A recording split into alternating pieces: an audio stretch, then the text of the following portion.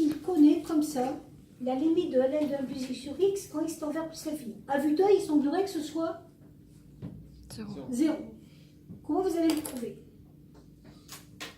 Alors, qu'est-ce qu'on sait quand on doit faire des études de limites avec des fonctions? On ne doit utiliser que les limites qu'on connaît.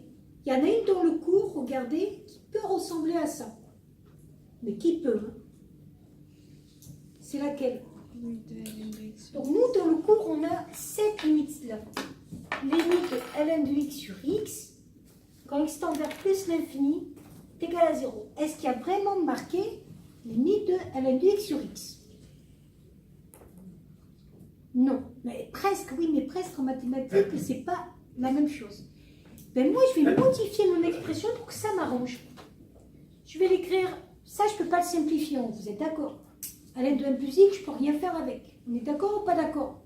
S'il y a quelqu'un qui a une idée pour nous simplifier, qu'il me dise maintenant ou qu'il se taise à jamais. Hein. Quelqu'un a-t-il une idée pour me simplifier ça? Bon. Mais moi, ce que je vais faire, je vais me débrouiller pour que ça ressemble à ça. Donc si je veux que ça ressemble à ça, sachant que j'ai 1 plus x ici, il faudrait qu'en bas j'ai quoi? 1 plus x. Mais en maths, c'est comme la voisinati. Voilà.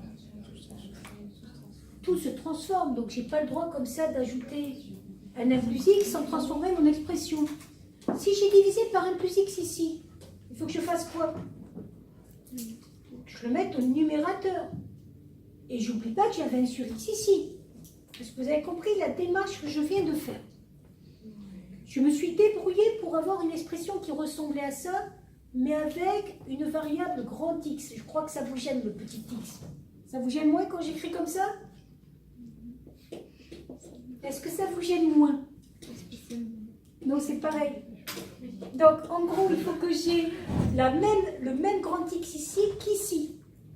Donc, vu que j'ai 1 plus X ici, c'est ça qui jouerait le rôle de mon grand X. Mais ma formule, elle me dit ln de grand X sur grand X. Donc, je mets 1 plus X en bas, mais je n'ai pas le droit comme ça d'ajouter des trucs. Je ne suis pas magicienne. Et même si je l'étais, ça ne marcherait pas ici. Donc, si je le mets en bas, il faut que je le rajoute en haut. Pourquoi? Parce que ça se simplifie. Alors, juste une chose, ne simplifiez pas. Hein. Parce que souvent, vous faites des choses et après, vous simplifiez. C'est comme si vous reveniez au point de départ. Et là, c'est fini. Pourquoi? Ce truc-là, il tend vers quoi? 0. 0. Or, limite de 1, ln de 1 plus x sur 1 plus x, quand il tend vers plus l'infini, c'est limite de ln de grand X sur x, quand x tend vers plus l'infini, égale 0.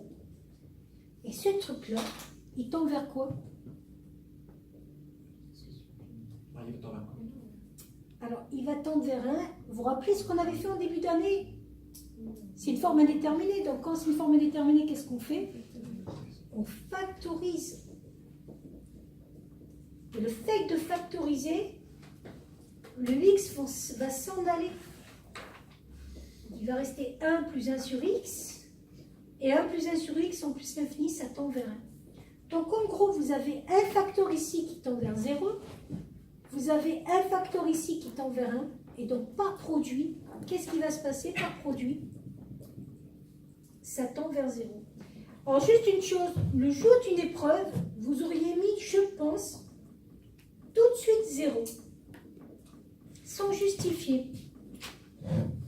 Et c'est un peu plus complexe que de dire on met 0. Voilà.